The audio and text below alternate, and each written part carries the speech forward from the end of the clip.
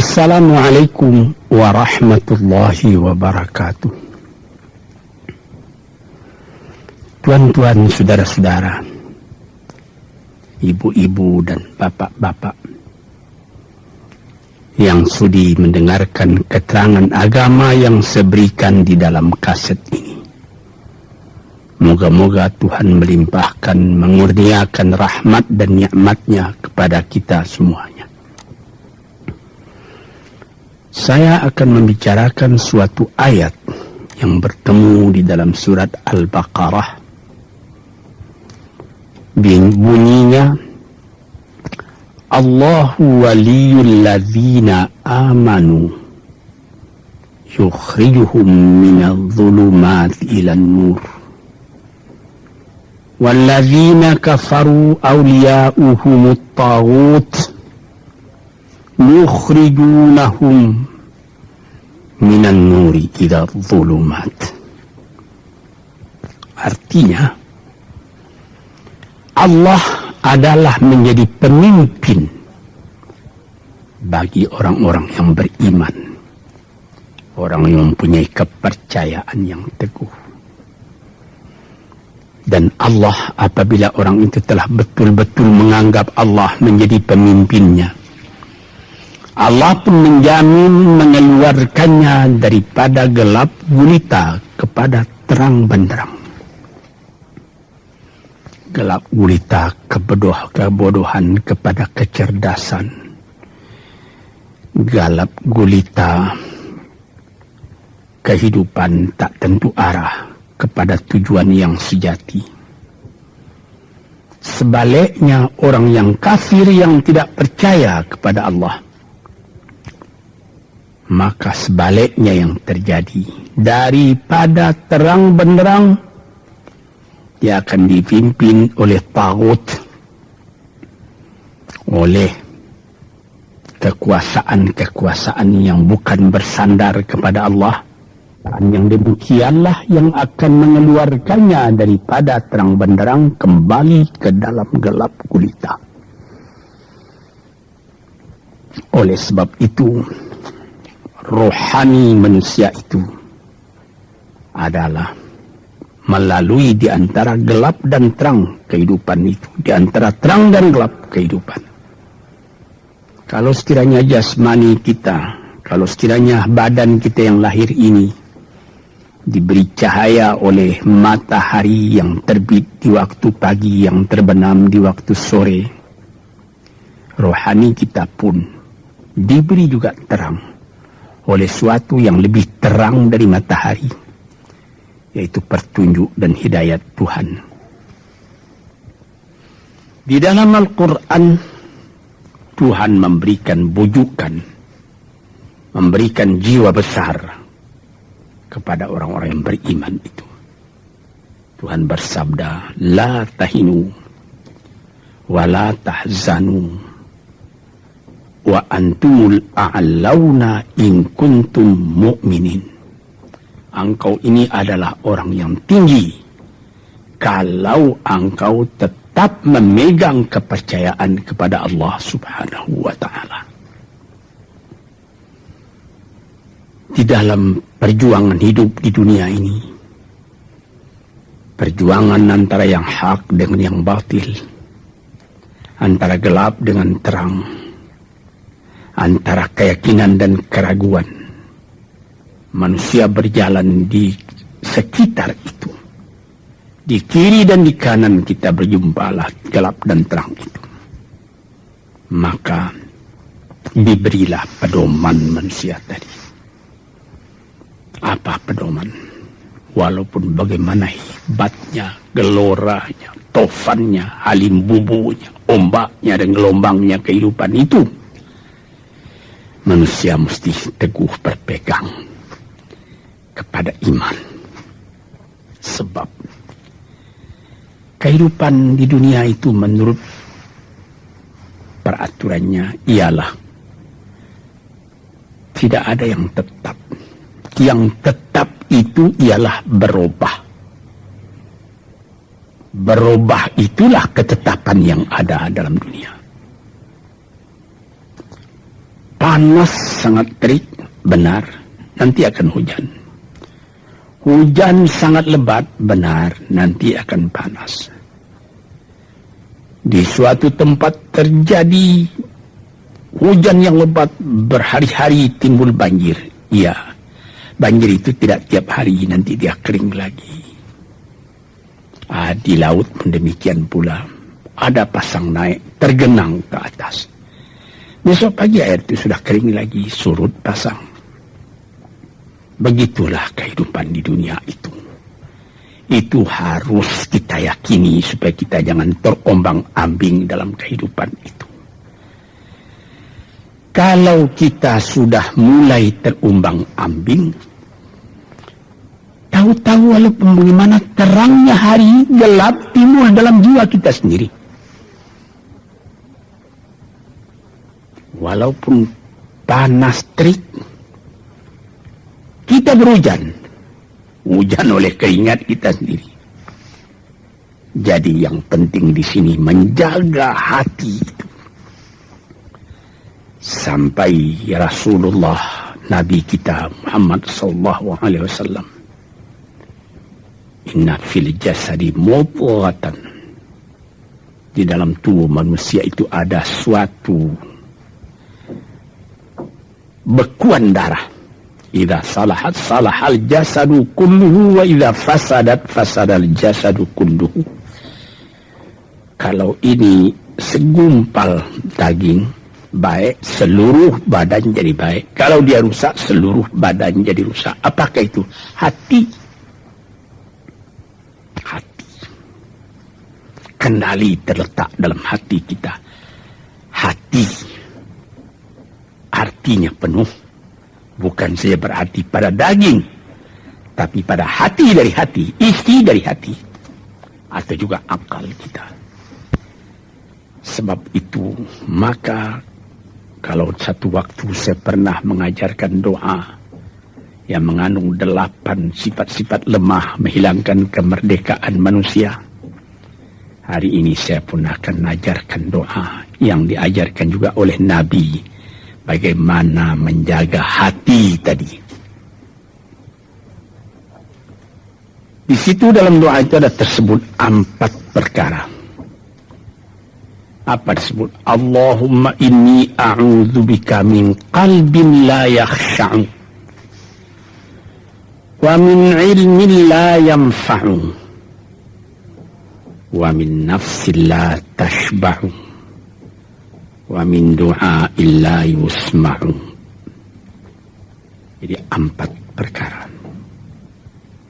Yang pertama, Allahumma inni a'udzubika min qalbin la yakhsha. Aku sangat berlindung kepada Engkau ya Allah, janganlah sampai terjadi hati saya itu tidak khusyuk lagi. Ini bahaya ini. Mulai bahaya, mengancam kepada manusia. Kalau hatinya tidak khusyuk lagi, hati khusyuk yaitu hati itu tentu jelas tujuannya kepada Allah. Allah menjadi pegangannya. Allah menjadi bentengnya. Allah menjadi ingatannya. Allah menjadi tujuannya. Dan kepada Allah dia kalau sembahyang menghadapkan diri, menghadapkan hati, maka permohonan kita yang pertama kepada Tuhan, ya Tuhanku, janganlah sampai hati saya ini tidak khusyuk lagi. Sebagai orang Islam, kita sembahyang 5 waktu. Di dalam Al-Quran dikatakan sembahyang itu ialah khusyuk, terpadu ingatan kepada Tuhan. Tapi kalau kita sudah, hati itu sudah mulai ditumbuhi penyakit, walaupun sembahyang, mulai sejak Allahu Akbar, pikiran sudah menjalar kepada yang lain. Piutang belum menerima, utang belum terbayar, makanan belum masak, macam-macam lah yang teringat. Padahal kita dalam sembahyang. Ini apa arti sembahyang tadi lagi? Ini sudah mulai berbahaya ini. Banyak orang yang tidak meninggalkan sembahyang, tapi tidak ada bekas dari sembahyang itu kepada kehidupannya. Di dalam sembahyang kita baca, inna salati wa nusuki wa mahyaya wa mamati lillahi rabbil alamin. Sesungguhnya sembahyangku dan ibadatku dan hidupku dan matiku sama sekali terserah kepada Allah. Ini dirasakan dalam hati, bukan cuma disebut di dalam mulut.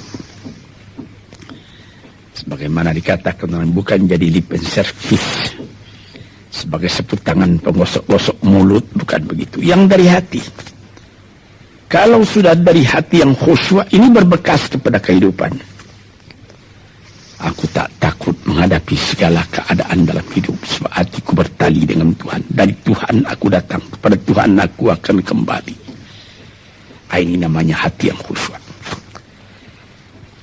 Tapi kalau sekiranya bacaan tetap fasih, tapi tidak ada lagi dari hati, melainkan rutin saja. Bayang, 5 waktu sehari semalam, tapi tidak merubah kepada perangai, tandanya sembahyang tadi tidak khusyuk. Ini yang pertama kita minta kepada Tuhan. Janganlah sampai kita mempunyai hati yang tidak khusyuk, hati yang tidak teringat kepada Allah. Kalau hati tidak ingat lagi kepada Allah, maka segala pekerjaan yang terlarang sudah ringan saja kita mengerjakan. Menipu, berdusta, membujuk orang lain mengerjakan perbuatan yang salah, mencela, memaki, itu karena tidak ingat kepada Allah, cuma ingat kepada diri sendiri saja. Ini yang pertama. Yang kedua dikatakan, wa min ilmin la yanfa', dan aku berlindung kepada Engkau ya Allah daripada ilmu yang tidak memberi manfaat. Padahal disebutkan oleh ahli-ahli, ilmu yang memberi manfaat itu membawa manusia kepada iman. Al-ilmu yad'u ilal iman. Ilmu itu membawa manusia kepada iman. Sekarang sudah ilmu banyak, tapi tidak membawa kepada iman, melainkan membawa kepada celaka.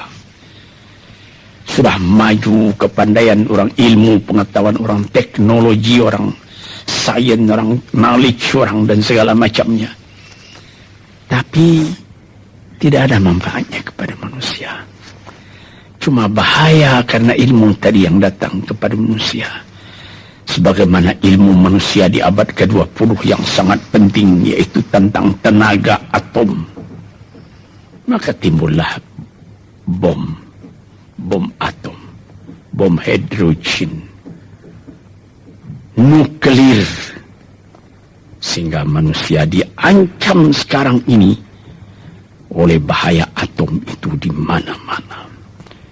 Apabila kita lihat di televisi bagaimana mengadakan demonstrasi di Australia, di Jerman Barat, di tempat-tempat yang lain, melihat bagaimana bahaya atom itu kalau terjadi perang dunia yang ketiga. Ya Rabbi ya Karim, bom atom yang jatuh di Hiroshima itu belum ada artinya dibandingkan dengan bom yang sekarang, yang sedang disimpan oleh kerajaan-kerajaan, oleh negara-negara besar untuk menghancurkan. Ini ilmu ini.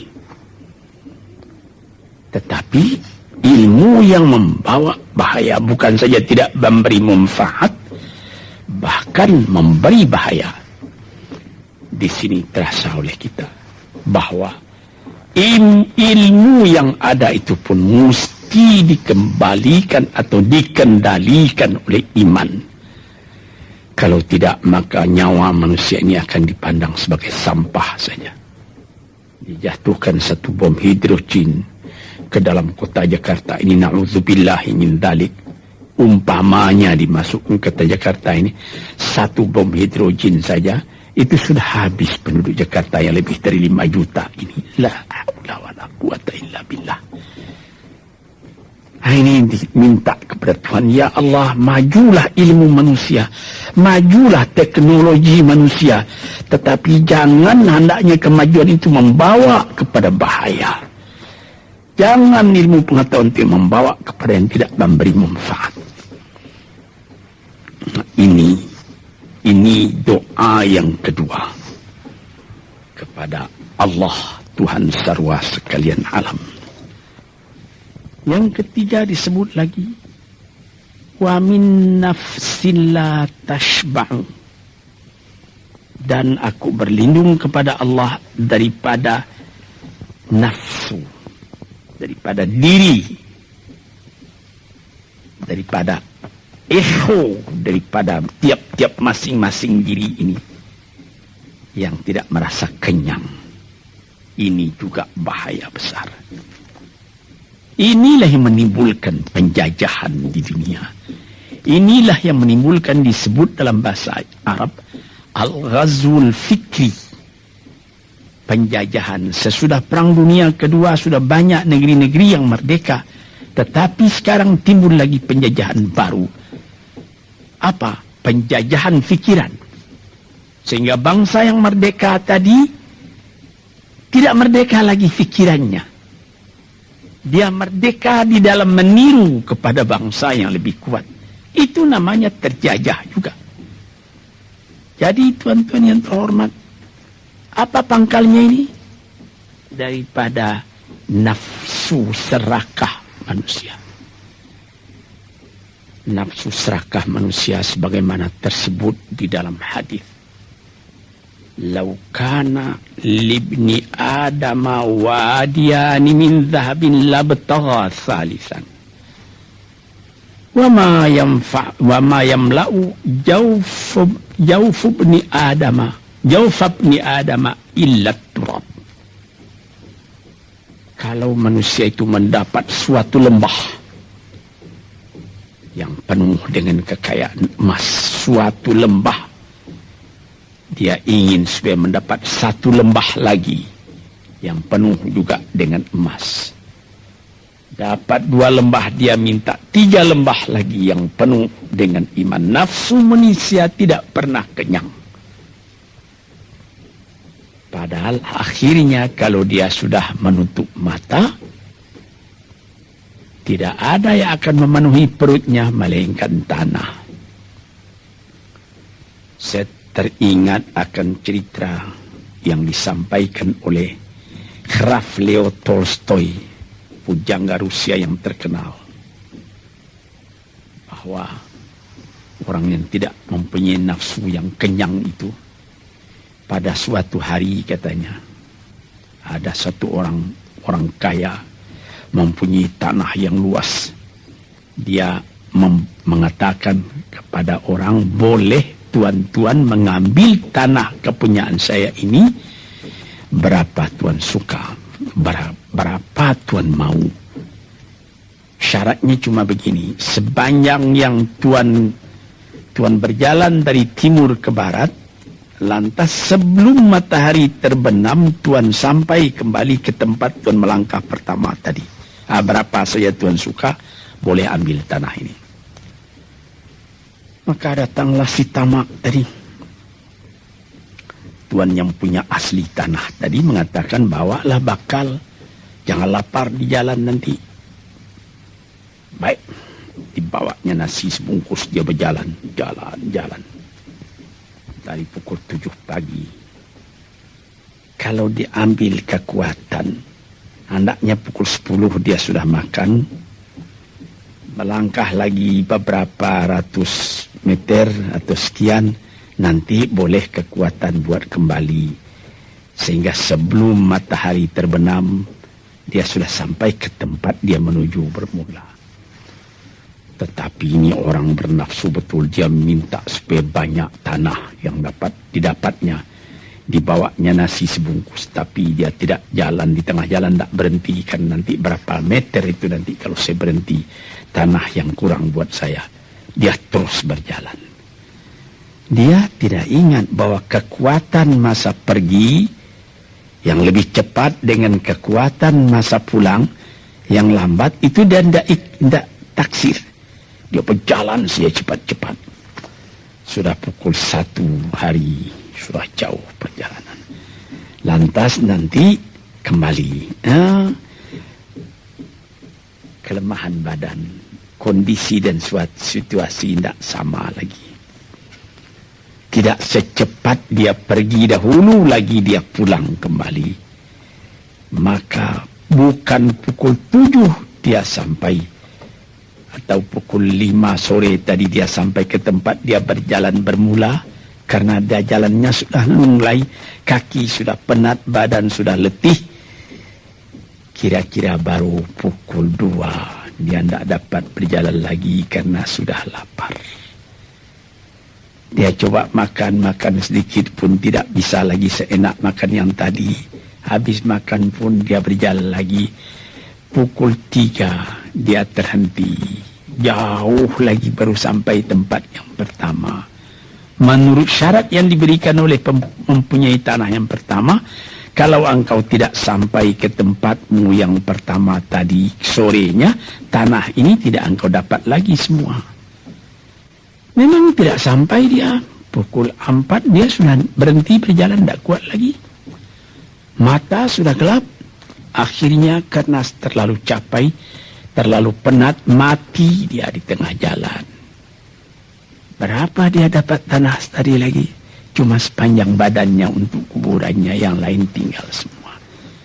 Ini satu misal yang dibawakan oleh Hraf Leo Tolstoy, yang sesuai dengan hadis Nabi tadi, nafsul la tashba, diri manusia yang tidak pernah merasa kenyang. Kita berkehendak tidak berbatas, tapi tenaga kita sendiri berbatas. Ini kerap kali tidak difikirkan oleh manusia. Dia punya angan-angan, dia punya macam teori yang dikeluarkan. Dia lupa bahwa nanti tenaganya itu akan terbatas karena sakit, karena lapar, karena tua. Sebagaimana pepatah dari nenek moyang kita, tanda-tanda dikirimkan lebih dulu bahwa kita tidak akan lama lagi di sini. Apa? Rambut, gigi, mata sudah mulai kabur. Uban sudah mulai bertabur. Gigi sudah mulai gugur. Kulit sudah mulai kendur. Kalau mata sudah kabur, uban sudah bertabur, gigi sudah gugur, kulit sudah kendur, sudah 4 perkara.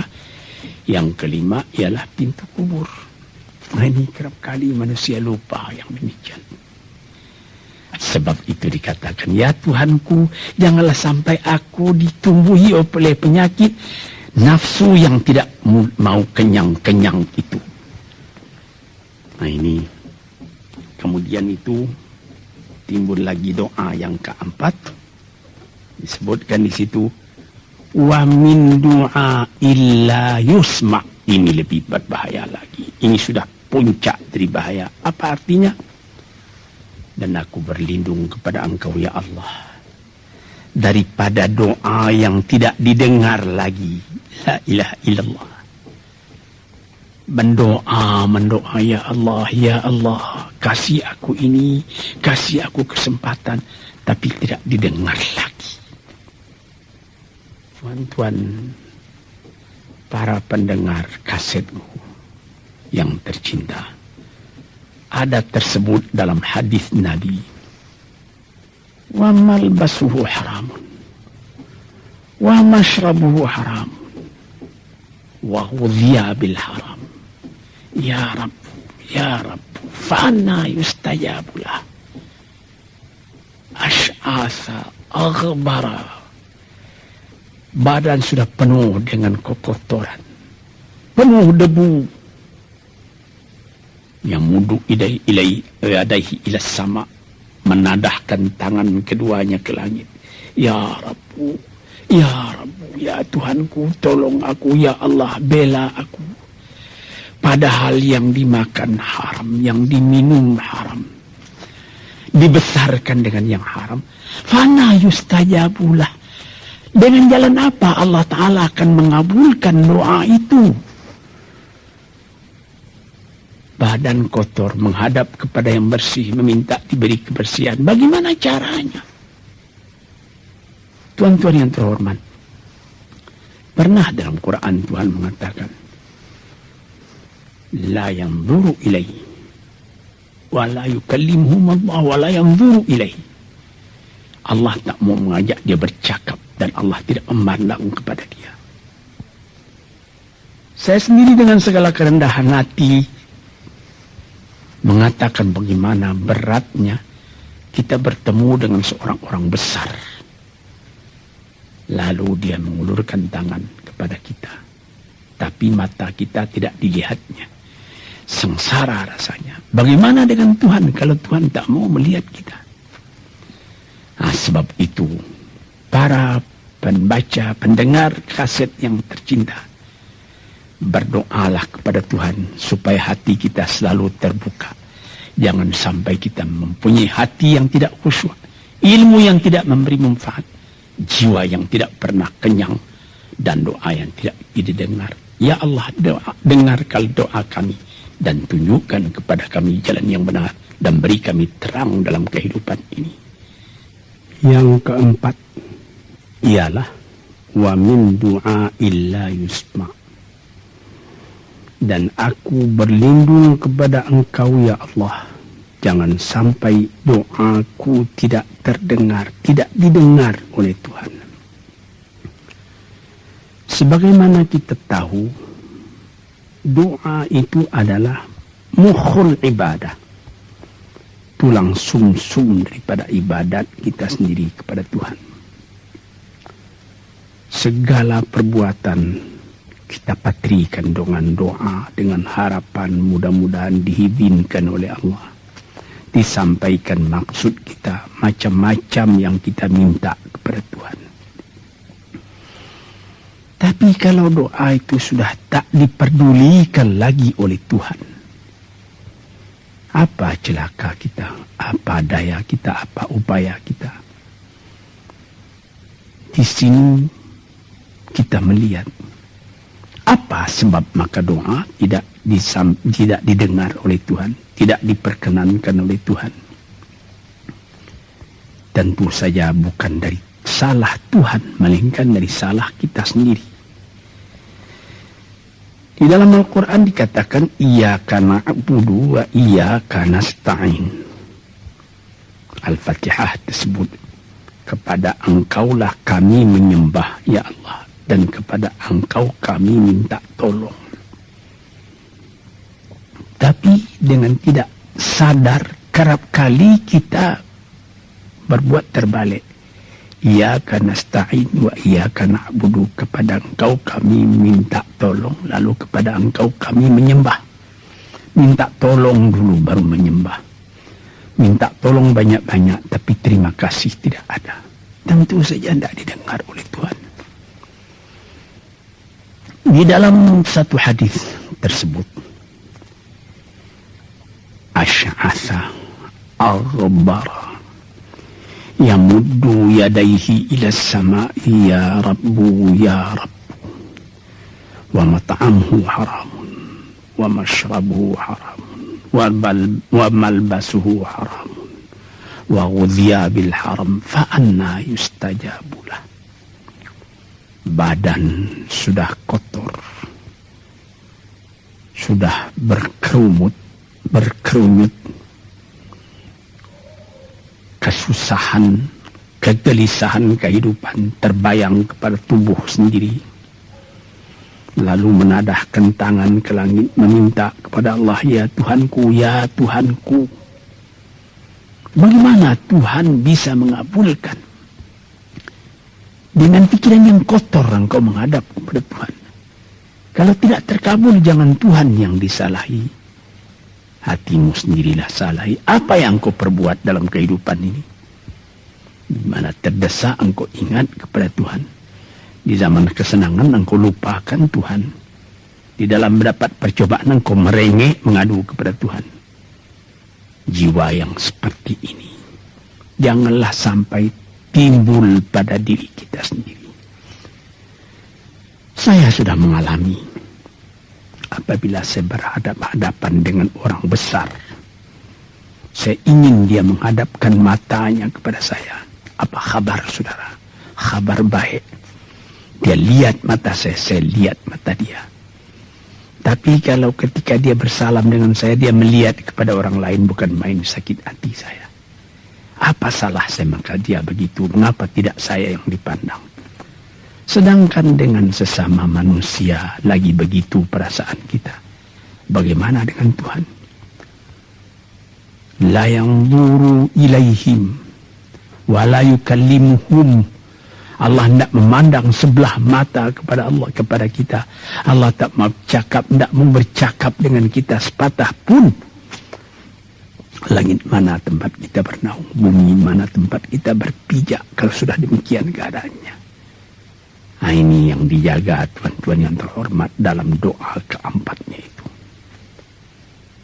Hati janganlah sampai tidak khusyuk. Ilmu janganlah sampai tidak memberi manfaat. Nafsu janganlah sampai tidak kenyang. Dan doa janganlah sampai tidak didengar. Saudara-saudara, moga-moga Allah memberikan kepada kita hati yang terang. Sebagaimana ayat yang mula-mula saya sebut tadi. Allahu waliyul ladzina amanu yukhrijuhum minadh-dhulumati ilan nur. Allah lah jadi pemimpin bagi orang yang beriman. Sehingga dari gelap gulita dibawa dia oleh Tuhan kepada terang benderang. Walladzina kafaru, tetapi orang-orang yang sudah tidak ada kepercayaannya kepada Tuhan. Auliya'uhumut taghut, yang menjadi pemimpinnya bukan Tuhan tapi setan. Dia akan membawa orang itu daripada terang benderang ke dalam gelap gulita. Kita jadi meraba-raba dalam gelap kehidupan. Dalam meraba-raba itu masih ragu entah kemana akan pergi. Maut pun datang. Gelap selalu. Di dunia gelap, di akhirat pun gelap. Na'udzubillahi min dzalik. Hadirin yang terhormat, para peminat kaset ini, moga-moga semuanya ini menjadi kenang-kenangan kepada Tuhan di dalam perjalanan yang jauh, di dalam keistirahatan hidup, sehingga mendapat ketetapan hati dan tumakninah. Assalamualaikum warahmatullahi wabarakatuh.